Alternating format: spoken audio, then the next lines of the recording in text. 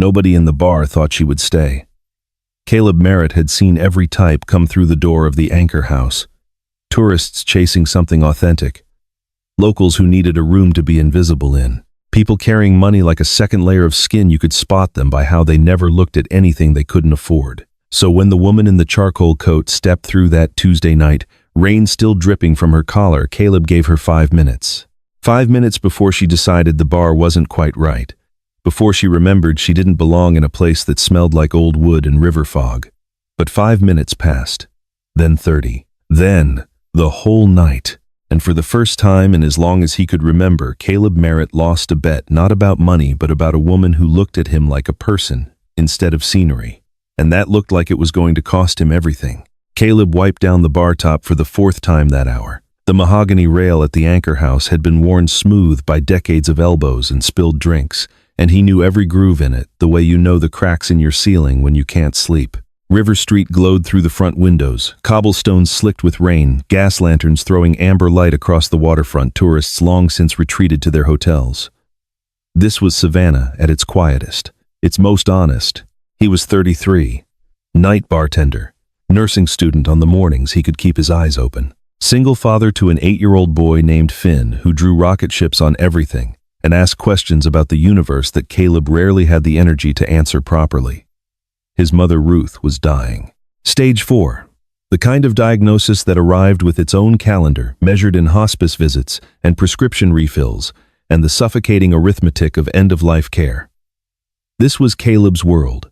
Responsibility stacked on top of exhaustion, held together by black coffee, and the quiet certainty that stopping was not a thing people got to do just because they were tired. Not when Finn left his shoes in the middle of the floor and hummed to himself over breakfast. Not when Ruth still grabbed Caleb's hand when he visited and said, "You turned out good, baby," like she was reminding herself as much as him. Pete, the bar owner, poked his head out from the back with his jacket already on. "Slow tonight. Close early if you want." Caleb shook his head. "I'll finish the shift." Every hour counted. Every tip. The nursing school debt didn't take sympathy breaks, and the babysitter he paid by the half hour had already texted twice. He'd stopped dreaming somewhere around year 2 of this routine. Dreams were a luxury that required a surplus of energy, and his had a strict distribution. Romance had surfaced exactly once recently. A woman named Diane, warm patient, said she understood what it meant to be with a single father. She'd tried for 4 months before telling him gently and without cruelty that understanding something in theory didn't mean you could live inside it. "You're not available, Caleb." "Not really." She wasn't wrong. So he'd stopped noticing. Stopped letting himself register when a woman sat at his bar and held eye contact a beat too long. Every opportunity had a hidden cost. He just had to be honest enough to read the fine print. The rain picked up outside. Tuesday, 1:15 p.m. In 8 minutes, he could start closing procedures. In 40, he'd be home. The door opened. Caleb looked up, professional reflex, the practice smile already forming, and then the smile stopped forming. Sloane Whitfield didn't enter a room so much as she rearranged it. Not loudly. Nothing theatrical about it. She wore a charcoal coat, understated enough that you had to look twice to realize it probably cost more than his rent. Dark hair back, minimal jewelry, a face that wore its competence like a second layer of skin. Late 30s, maybe the kind of age that serious money makes ambiguous. But it was her eyes that made him pause mid-wipe of an already clean bar. Tired eyes. The specific exhaustion of someone who'd been carrying something heavy for a very long time and had run out of people to set it down with. The same eyes he saw in his bathroom mirror most mornings, just wrapped in a different kind of life. She chose the far end of the bar, away from the 2 regulars nursing their beers in comfortable silence. The seat you picked when you needed space but couldn't stand being entirely alone. Caleb walked over. "Evening. What can I get you, bourbon?" she said. Her voice had something deliberate in it, silk pulled taut over something harder. "Neat. Whatever isn't trying to impress me." He appreciated the specificity. He poured her a Blanton's, not the showiest bottle on the shelf, not the cheapest. Good enough to be honest. She lifted it, sipped, set it down, and nodded once. "Thank you." Then, nothing. No small talk about the label. No performance. Caleb went back to closing prep, monitoring her the way bartenders learn to without ever quite looking, making sure the glass stayed, attended to. watching for the body language that said, "Leave me alone," or I could use a word. 10 minutes passed. She didn't open her phone, didn't answer the inevitable messages from a woman who clearly had people waiting on her at all hours. Just sat staring at the middle distance present in a way most people at bars weren't. The two regulars left around 1230 without ceremony. The bar settled into its particular late-night quiet. "Long shift?" she asked. Caleb paused in his inventory. "They're all long here. You say that like you'd rather be somewhere else. Home." She tilted her head slightly. "No drink after. No unwinding. Sleep is how I unwind." A small smile crossed her face. Practical. She turned the bourbon glass slowly in her hands. "You're not what I expected." "What did you expect?" Small talk. "The usual dance when someone like me sits at a bar like this." He understood exactly what she meant. The coat, the posture, the way she inhabited her own stillness, all of it readable if you paid attention. "I don't dance," Caleb said. Not unkindly, just as a fact. Sloane looked at him for a moment. Then she laughed, not the polished event circuit laugh of someone performing graciousness. Something real, low and unguarded. The kind of laugh that escapes before the filter catches it. "No," she said. "I don't think you do." She finished her bourbon, placed the glass down. He expected her to signal for the check. "Instead, tell me something true."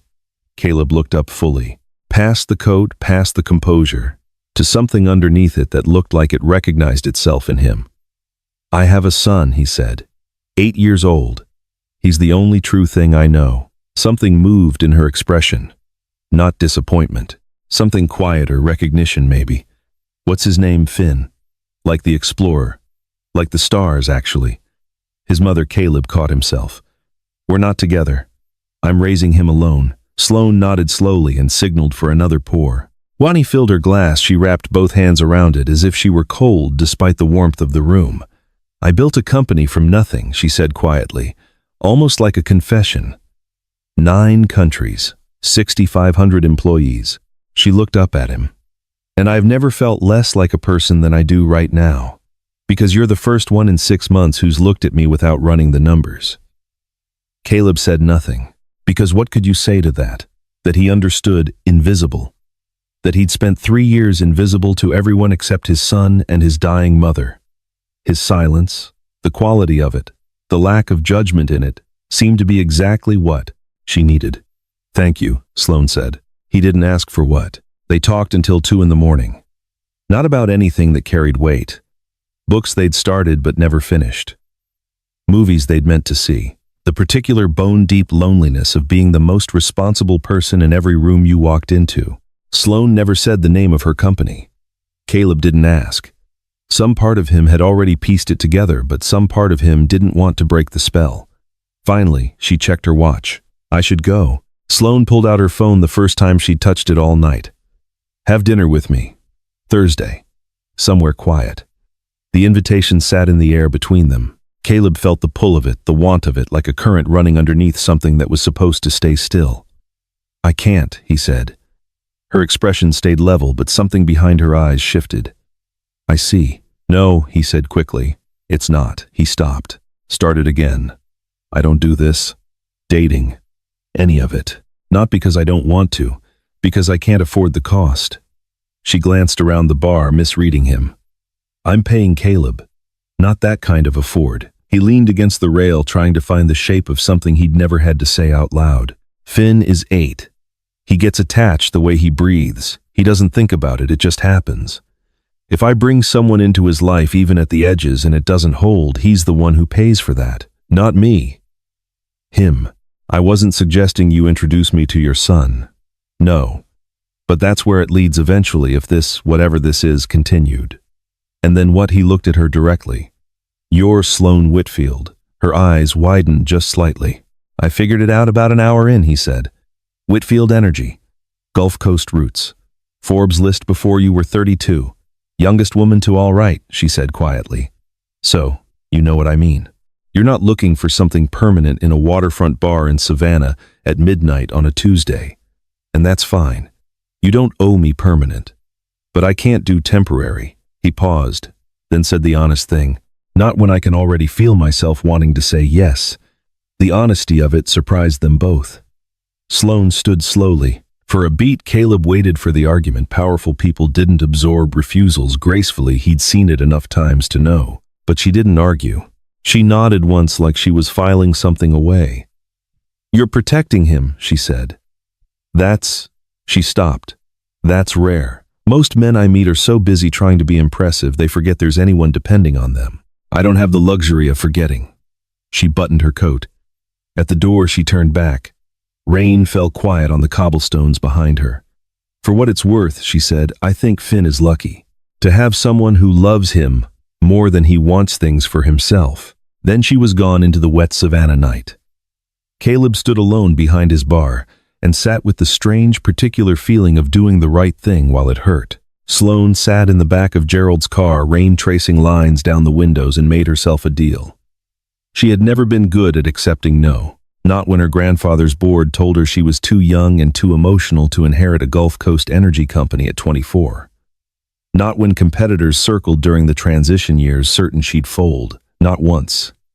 But this was different. Caleb wasn't a rival or a skeptic. He was a man with a clear center of gravity, and his son sat at the center of it. And Sloane found she couldn't mount a strategy against that. She could only look at it the way you look at something unfamiliar but clearly important. "Gerald," she said, "your sister, she raised her kids alone, didn't she?" "Still does, yes ma'am." "Does she date?" He was quiet for a moment. "Tried a few times. Said it was too complicated. Too much risk of the wrong person getting close to her kids. How would someone earn that trust, in her experience? I don't think it can be rushed, ma'am. It's about showing up the same way over and over until the doubt runs out of things to feed on. Consistency, patience, time." She had built a company that ran at the speed of competitive advantage. None of those three things came naturally to her. 5 minutes. That had been the bet she'd made with herself when she walked through that door. 5 minutes before the bartender spotted the money. Before he started performing. Before he became the same as every other man who looked at her and started running the math. He never had. Not for a single second. She smiled in the dark. "Drive home, Gerald. I have a board meeting in 5 hours and a decision to make about whether some things are worth being late for." 2 days later, a package arrived at the Anchor House. No card, no name.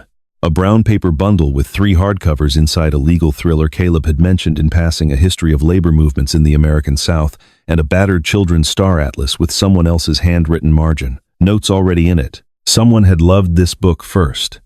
Caleb knew immediately who'd sent it. And despite every logical reason to hold the distance he'd carefully set, he smiled. She came back Thursday. He saw her through the window before she came in, standing on River Street in the raincoat collar up, clearly working something out. The bar was busy with late happy hour overflow. Caleb was 3 conversations deep, pouring, running tabs, being the easy smile and listening ear that the job asked for. Sloane didn't come to the bar. She found a corner table ordered from the floor server and waited. Caleb finished his shift, squared the register, and told Pete he needed 15 minutes. He sat across from her without ceremony. "The books," she said before he could speak. "You mentioned them. It was a thank you. It was a test." "No, it was a thank you for Tuesday night, for talking to me like I was someone and not an asset." She held his gaze. "Why are you here, Sloane?" she said, predicting his question. "Because you said no and I respected it. Because you're right, I don't do permanent. I don't do complicated. My relationships end with paperwork and everyone walking away civilly, and I've always told myself that was fine." She leaned forward slightly. "But I've spent 2 days thinking about you. And I realized something. I don't want to be the person who walks away civilly anymore. I want to be the one who stays when it gets hard." "You're not acquirable," he said. She almost smiled. "I know. That's why I'm asking." He should have said no again. He knew all the reasons. Finn came first, always.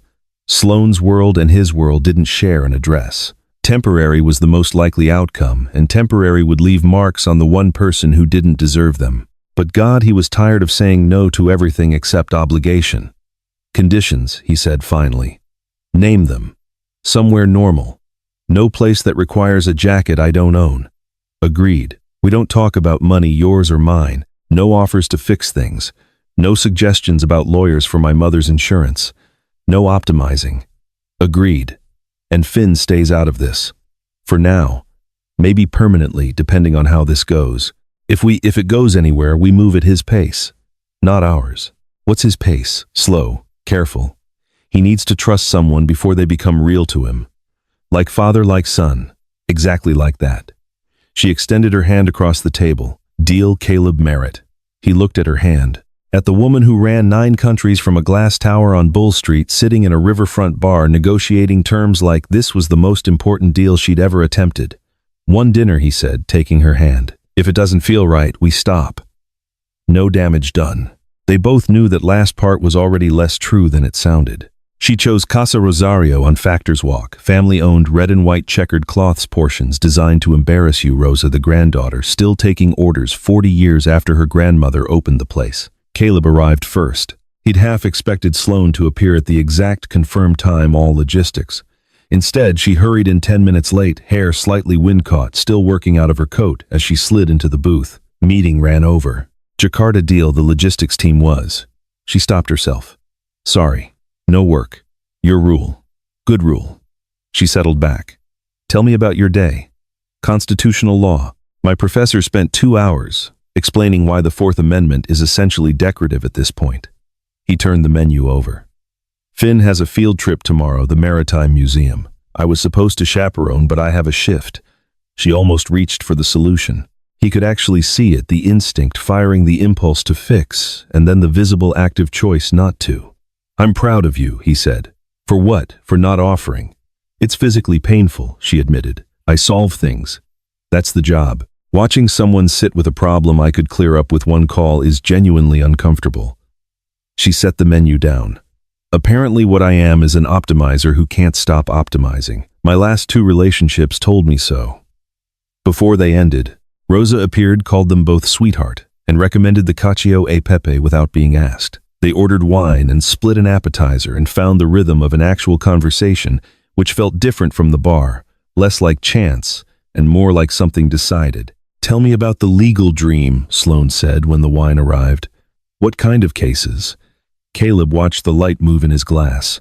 Family court, child welfare, the kind where the victims are too young or too scared or too broken to speak for themselves. He set the glass down. My mother worked for County Family Services her whole career. I grew up watching her come home from cases that had taken something out of her. She couldn't tell me details, privacy laws, but I could see it on her face. Kids in situations that should have been stopped, systems that kept failing them. A shrug. I wanted to be the person in the room who made sure the right thing actually happened. Past tense, she said quietly, but you're still studying, because I have to believe I'll finish eventually. The practice of it, the emotional cost, the financial cost of the degree, that's not something I have access to right now. Not with Ruth. Not with Finn. He looked at her. Maybe in another life. My grandfather used to say postponing your dreams was just abandoning them in slow motion. Your grandfather had resources. He started with none, worked the rigs at 22, slept in his truck for 2 years. She turned her wine glass slowly. I became him. That's the honest version of my story. I took his drive, his willingness to sacrifice everything else, and I built something big enough that I can't find the exits anymore. Their food arrived. They ate in comfortable quiet for a few minutes, the particular quiet of people who don't need to fill the space. If Whitfield Energy didn't exist tomorrow, Caleb said, what would you do? She set her fork down. Genuinely considered it.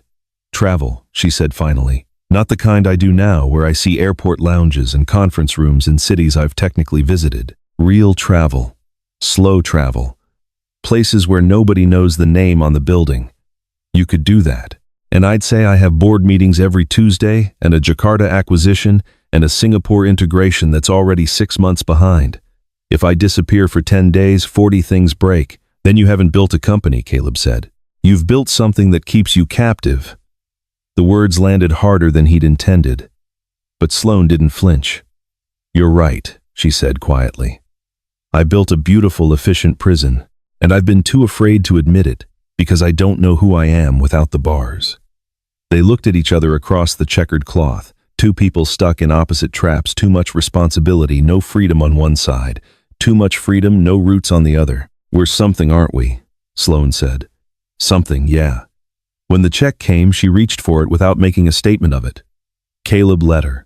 Not because he couldn't manage, but because pretending otherwise would have been a performance they didn't need. Outside, the night air was warm and damp the way Savannah always was, the smell of the river and old brick and late jasmine. The rain had paused, holding its breath. "I'd like to do this again," Sloane said. "If you would, I'd like that." Caleb paused. "Fair warning, I'm terrible at texting. I go days without responding. It's not personal. I'm just that overwhelmed. I know what a full life looks like. Knowing and living with it are different things." She tilted her head. "Are you trying to talk me out of this? I'm trying to be transparent about what you're walking into. If we keep doing this, I'll get attached. And I don't do well when the things I'm attached to leave. Who says I'm leaving Sloane? You run 9 countries. I make rent by knowing which bourbon goes in which glass. The math on our compatibility. You're also a man who turned down a billionaire to protect his son." She stepped closer, not invading, just near. "That's not incompatibility. That's character, and I don't meet it very often." Before he could answer, she kissed his cheek quick, light nothing that asked for anything in return. "Good night, Caleb." She walked to a plain sedan she drove herself and disappeared into the Savannah dark. He stood on the wet sidewalk with his hand near his cheek and thought about what exactly he'd just walked into. 5 weeks passed in stolen intervals.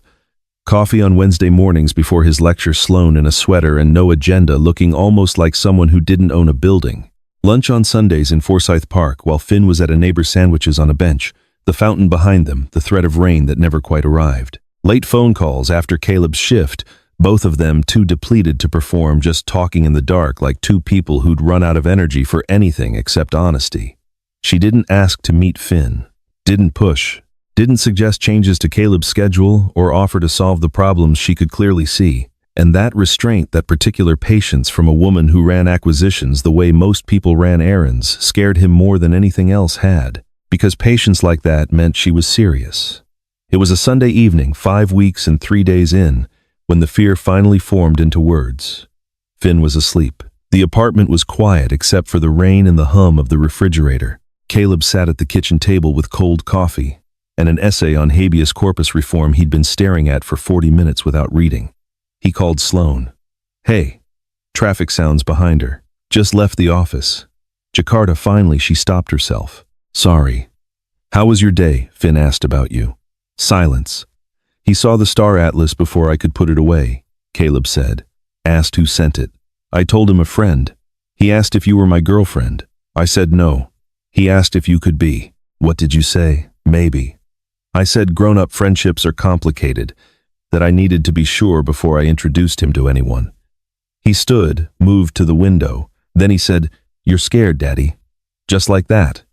Matter of fact, he's right, isn't he? He's completely right. Caleb pressed his forehead against the cold glass. "Sloane, I'm terrified. Because this isn't casual anymore. Because I think about you when I'm supposed to be reading case law. Because I want to introduce you to him, and that want is exactly the reason I can't." "Why not?" "Because he'll love you." The words came out raw. He's 8 years old and he's lonely, and he's spent his whole life watching other kids with 2 parents in the house. If I bring you in, he'll attach immediately. He'll start leaving drawings out for you. He'll plan a future where you're part of it. Caleb's voice dropped. He plan of lover generative love. Caleb's voice dropped. "And when you leave, not if Sloane, when because your life and my life don't share an address no matter how much I want them to, he's the one who gets hurt. Not me. Him." "Pull over," he said. "What if you're driving?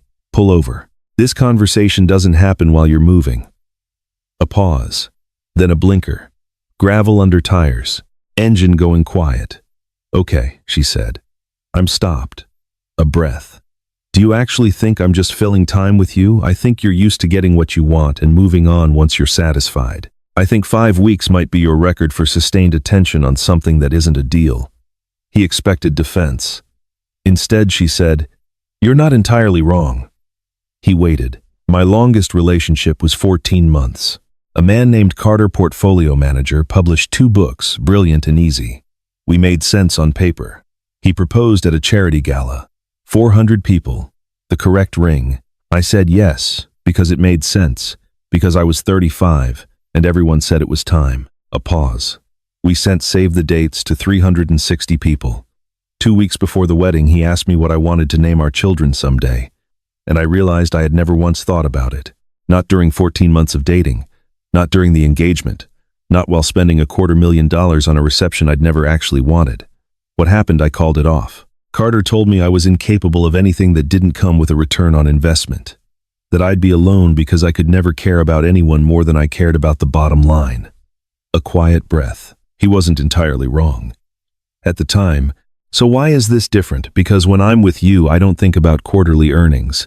I think about whether you've eaten, about how tired you look when you smile. Her voice softened. I think about Finn, about what it would feel like to matter to someone who didn't even know my name 2 months ago.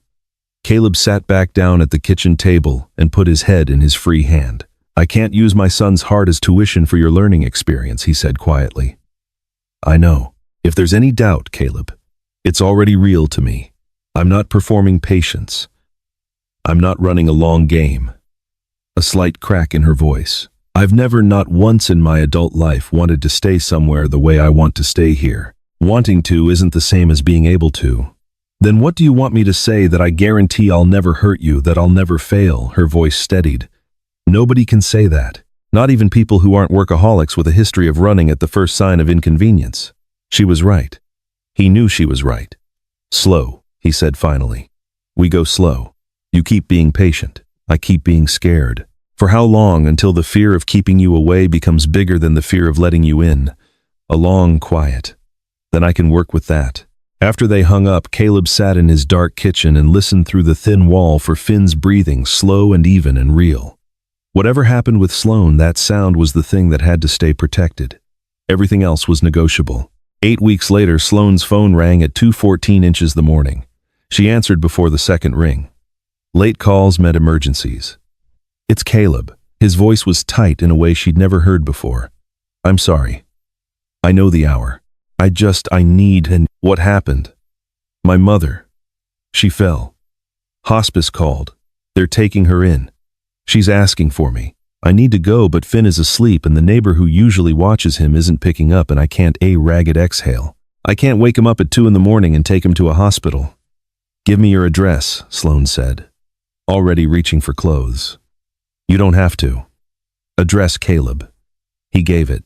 She was in her car 4 minutes later, running lights through empty Savannah streets. He met her at the door of his apartment, second floor above the hardware store on Gordon Street. Narrow stairs, a hallway that smelled like old wood, and someone's dinner from 2 floors down.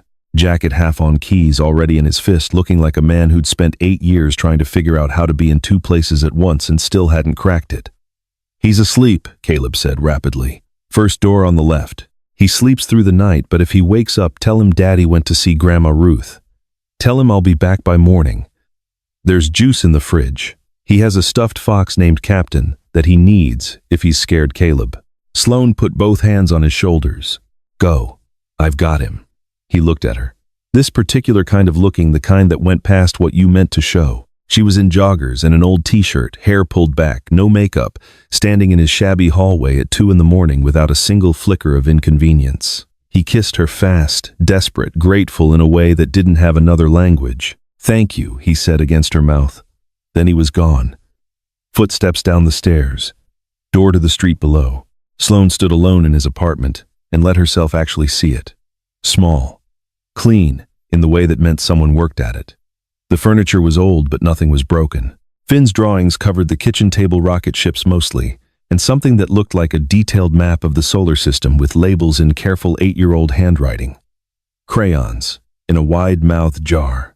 Caleb's nursing textbook stacked by the couch, sticky notes bristling at the edges. A single framed photo on the shelf, Caleb and Finn on a beach somewhere, both of them squinting into the sun. Caleb laughing at something off camera while Finn held up a sand dollar, like he'd discovered treasure. This was the life she'd been hearing about. The physical reality of every sacrifice made visible in every square foot of this apartment. She walked to Finn's door and pushed it open an inch. Small figure in pajamas with stars on them curled around a stuffed fox, breathing in that full unconscious way that children sleep when they feel completely safe. Sloane had never wanted children, had decided early that it was incompatible with the life she'd chosen, had told herself the absence didn't register. Standing in this doorway, looking at this boy who was the center of everything, Caleb was something shifted in her chest. Not longing exactly, Something quieter, recognition of a kind of love she'd been living adjacent to for months without understanding it. She left the door open an inch and went to wait on the couch. At 5:40 a.m., she heard movement, small footsteps. Then a face in the doorway, rumpled hair, sleep-swollen eyes, Captain the Fox tucked under one arm. He stared at her with the careful calculation of a child who has learned to evaluate adults before trusting them. "You're not my dad," he said. "No," Sloane said gently. "I'm Sloane. I'm your dad's friend. He had to go see Grandma Ruth, so he asked me to stay with you until he gets back." Finn processed this. "Are you the book lady?" Sloane blinked. "The what Dad got a star book. He said it came from a friend. He studied her." "Are you the friend?" "Yes," she said. "I'm the friend." Finn padded to the other end of the couch and climbed up, sat cross-legged Captain on his knee, and looked at her with the directness that children haven't yet been taught to soften. "Is Grandma Ruth going to be okay? Your dad will call when he knows more. Is she going to die?" The question came without performance. Just a child who had already had enough experience with adults disappearing that he'd learned to ask directly. "I don't know," Sloane said, matching his honesty. "She's very sick. Sometimes sick people don't get better." Finn nodded, hugged Captain tighter. "Dad cries sometimes. At night, he thinks I'm asleep, but I hear him." Sloane's chest did something complicated. "Your dad loves your grandma very much, and he loves you very much. Sometimes people cry because they love someone even when they're trying to be okay." Finn was quiet for a moment. Then he looked at her directly. "Are you going to make my dad cry?" The question landed like something thrown from a window, direct, irreversible. "I'm going to try very hard not to," Sloane said. "People say that. I know. Madison's dad said he'd never leave. He left. Tyrone's mom said she'd always be there. She wasn't." He delivered this without accusation, just inventory. "You're right," Sloane said carefully. "Sometimes people leave even when they mean it, when they say they won't. That's real, and it isn't fair." She looked at him steadily. "I can't promise you I'll be in your life forever, Finn. I've only known your dad a little while. But I can promise you this. If I ever have to go, it won't be because of you. It won't be because I didn't care. Sometimes grown-ups can't make things work even when they want to. But whatever happens between me and your dad, that's about us, not about you." Finn considered this for a long time. "Then do you know anything about space?" Sloane laughed, surprised and real and relieved. "Almost nothing. I can teach you." He slid off the couch and vanished, returned 30 seconds later with the Star Atlas and 2 other books stacked in his arms, slightly too heavy for the way he was carrying them. "This is Orion. These are the Pleiades. This is how you find the North Star if you're lost." For the next hour, Sloane Whitfield, CEO, 9 countries, 6,500 employees, learned how to find her way home by starlight from an 8-year-old in pajamas. Caleb called at 7:15. Ruth had stabilized. He'd be home soon. He walked through the door at 7:50 to find his son, and the woman he'd been falling in love with for 3 months, on his worn couch, surrounded by star books. Both of them arguing gently about whether a pulsar counted as technically still a star. Finn looked up. "Dad." Sloane didn't know what a nebula was. "I genuinely didn't," Sloane confirmed. Caleb stood in the doorway and looked at her, still in last night's clothes, completely exhausted, completely at ease in his small apartment, teaching his son about the universe. He mouthed "thank you" over Finn's head. She shook hers slowly, like the words weren't necessary. Later, while Finn brushed his teeth with the particular intensity of a morning disrupted from its routine, Caleb found Sloane in the kitchen, filling the kettle. "You didn't have to stay all night." "Yes, I did." She turned to face him. "You needed someone." Finn needed someone. "I was someone. He likes you. I like him. He has your ability to make complicated things clear." She paused. "He asked if I was going to make you cry." "What did you tell him?" "The truth, that I was going to try very hard not to." A quiet breath. "He told me that's what people say." Caleb moved to her, pulled her close with the particular hold of someone who has been carrying everything alone long enough that having something to lean against briefly feels like disbelief. "I think I've been in love with you for a while," he said into her hair. "I've just been too scared to let it have a name." She held him back. "I think I've already fallen," she said quietly. "I'm not sure when it happened, but I want you to hear it from me directly because you deserve that. And I want Finn to hear it from how I act, not what I say. Because he's right to be skeptical. In his small kitchen with Finn singing off-key in the bathroom and morning light coming through curtains, he'd never gotten around to replacing Caleb Merritt let himself want something. Not instead of everything else. Not at its expense. Alongside it, 3 months later, Sloane stood at the edge of Tybee Island at sunset. Behind her on the beach, Caleb was teaching Finn to skip stones. Their laughter carried on the wind, easy, genuine, the sound of people who had found the rhythm of each other. Her phone buzzed, her assistant. Jakarta needed a sign-off. The Singapore integration was behind again. Sloane looked at the phone, then at the beach. She typed, "Make the call. I trust your judgment. I'll check in tomorrow." 3 months ago, that text would have felt like dereliction. Now it felt like the first thing she'd done in years that was actually brave. Her board thought she'd lost her mind. She'd been leaving meetings early, delegating things she'd always held personally, interviewing COO candidates for the first time in the company's history. The acquisition pipeline still ran. The 9 countries still ran. They ran better, actually, when she trusted the people she'd hired to run them, which turned out to be a thing she'd known intellectually for years and had simply refused to feel. She'd been holding everything tightly because she was afraid of what she'd have to feel if she put it down. Sloane Finn wound up with the exaggerated physicality of a child performing for an audience and launched a stone across the water. 4 clean skips. He pumped his fist. She cheered, like it was the most impressive thing she'd ever seen. Because right now, it was. Caleb walked over, hands in his jacket pockets, leaving Finn to hunt for more flat stones along the waterline. "You okay?" he asked. "I lost a bet," Sloane said. He waited. "The night I walked into your bar." She watched the water catch the last of the light. "I gave you 5 minutes.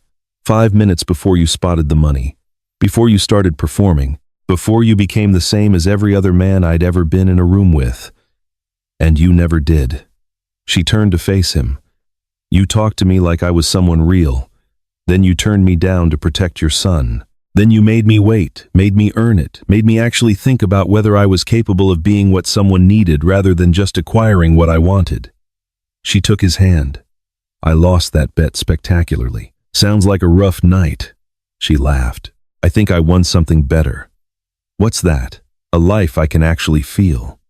She leaned her head against his shoulder. "A man with better principles than almost anyone I've met. And a kid who calls me out when I check my phone at dinner and thinks I need remedial astronomy." She paused. "I'm bringing on a COO, buying back my schedule, not disappearing from the company, just stopping treating it like it's the only thing with a claim on me. Because of me, because of me, because I want to be the person Finn points to on the beach. Because I want Sunday mornings with nowhere to be. Because I want a life, Caleb, not just evidence of one." He kissed her forehead. "That's still terrifying." "I know." She smiled. "It's the most awake I've felt in years." Finn came running back, both fists loaded with flat stones. Captain the Fox stuffed into his jacket pocket. "Sloane," he said. "Dad says you're actually rich. Like really rich." Sloane and Caleb exchanged a glance. "I have a lot of money, yes," she said. Finn nodded, processing this efficiently. "Okay, can you get a telescope for the roof, Pete? At the bar says you can see Saturn from Savannah on clear nights." Caleb started. "I can look into that," Sloane said. "Yes." He pumped his fist exactly as he had with the stone, then turned back to the water. "We," Caleb said quietly. "We," Sloane confirmed. They stood at the water's edge while the last of the sun dropped below the horizon, and the lights of Tybee blinked on across the water. Caleb's sedan was in the lot behind them, cracked dash heater that worked 3 settings out of 4. They'd drive back to the apartment above the hardware store, put Finn to bed with the Star Atlas, and sit on the worn couch with cheap wine and talk about nothing important until one of them fell asleep. Sloane could have changed all of it. A better apartment, a different neighborhood, a solution to every inconvenience in Caleb's life. She chose not to. Because Caleb wasn't something to upgrade, and Finn wasn't a problem to solve. And the life the two of them had built, messy and loving, and held together by purpose rather than money, wasn't missing anything that could be bought. It was just missing someone willing to show up inside it.